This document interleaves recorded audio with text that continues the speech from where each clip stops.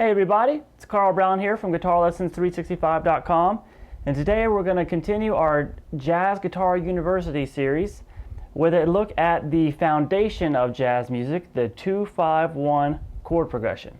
So what I've written here is a little series of chord progressions that makes you go the 2-5-1 through every single major key. So I'm going to play through it really quickly right now, and then we're going to explain how you should practice it and how you should be looking at it when we do, because this is truly the foundation of jazz and you need to have these progressions nailed through all keys. So let me just demonstrate what we're going to be learning today.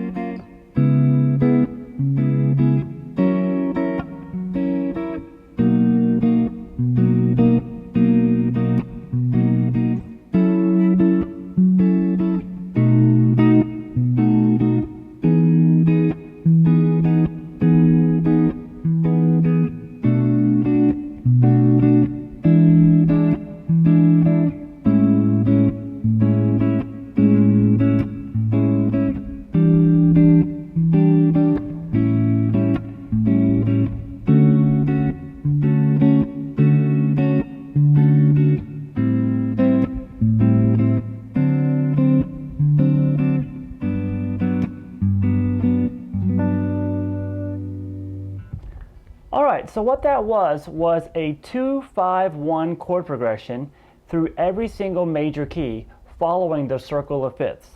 Now, for those who don't understand what a 2-5-1 chord progression is, if we take any key in music, any major key in music for right now, say the key of C major, the 2 chord is a D minor chord. Now, how we get the D chord is we build, if you take the notes of a major scale and you string them along in an order of 7 notes, and you build chords off of the first note in the first chord note in the scale, which is C, you would get a C major chord type. If you built chords off of the D, which is the second note, you will get a D minor chord type. Now, I'm not going to fully go into all this, because if you go to the Jazz Guitar University series or the music theory lesson series at GuitarLessons365.com, just go to the site and click the lessons archive page. You'll learn all you need to know about chords and chord progressions and the theory of how to understand keys and everything. So go there if you don't know what a 2-5-1 is. But basically, what we're going to do is we're going to play the 2 chord, which is we're going to play them as all 7th chords. So we have a D minor 7th chord is always a 2 chord, the 5 chord is a dominant 7 chord, and then it's going to resolve to the 1, which is always a major 7th chord in these exercises. Now, if you want to know what key it is, so let's look at this first line. By the way, the sheet music for that entire thing that I just played through, that entire exercise going through 2-5-1 through every major key, is available at GuitarLessons365.com. So just check if you're not there right now, check the link in the description of this video, and it'll take you right to the page. Now, this first line is in the key of C major. Now, the last chord in the progression is going to be the key. So we have a D minor 7, which is the 2 chord, followed by a G7.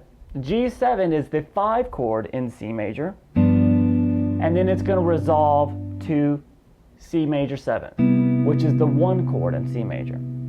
All right, Now that 2-5-1 establishes that key of C major. If you listen to it, you probably got used to hearing the sound of a 2-5-1 when I was playing through all of them. But it has this resolution sound. Setting up. If I stop there, it just doesn't sound right.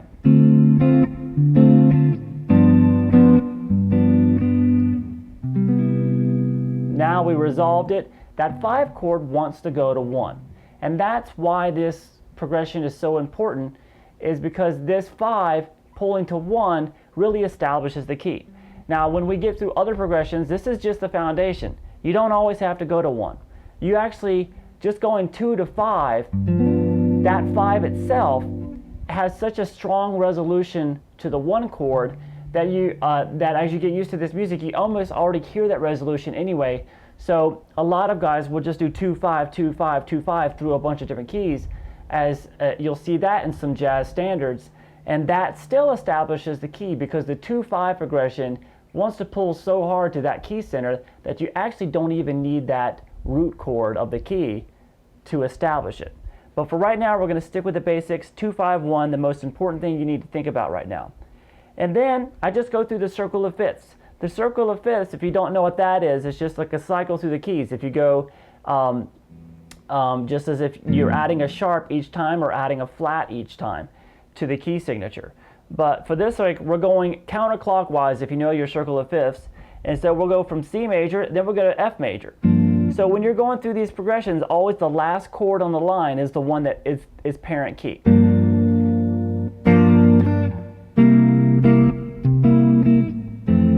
Now you'll notice as you go through these, I'm using a lot of different, I use a major 7th chord form like this, or like this, or like this. I use a minor 7 chord form like this, or like this. And I use a dominant 7 chord form like this, or this, or this. So those are all just different ways of playing the same chord voicings. I mean, chord types, just with different voicings. So I did that on purpose and strung you up and down the neck, not really paying attention to voice leading so much, just so you can get some different chord types under your fingers. All right, so how you want to practice this is just to go through this over and over again, always trying to visualize what key you're in while you're doing it. So I'm knowing I'm in, when I'm doing this first one, I'm seeing myself going to this C major. Then when I switch to F major, I'm thinking, okay, this is the 2, the 5, the 1. What's going to happen is your fingers are going to almost get used to the patterns of doing these chord changes, like what a 2-5-1 feels like coming off the 6th string or whatever. And you're going to see a lot of different ways that you can do this very essential chord progression. And then we're going to start adding some extensions to the chords, so they always won't be minor 7ths. You can add a minor 11th. You can have a minor 11th followed by a dominant 13 followed by a major 9 chord. They're all still considered 2-5-1. Those are just extensions of the standard 2-5-1 chords. So any minor chord type in this minor chord family can be replaced this 2 chord. Instead of a basic minor 7, you can add a lot of some other notes or whatever you want to do to it. And you can also do altered chords on the 5, and then on the 1 chord you can, do an 11th chord or whatever. So go through these and play through this repeatedly over and over again. Get very used to seeing these changes across the key and get used to the sound and the feel and the look of 2-5-1 across the neck. And then we're just going to build on this to really start understanding how jazz harmony works, and then we'll go to soloing over it. All right?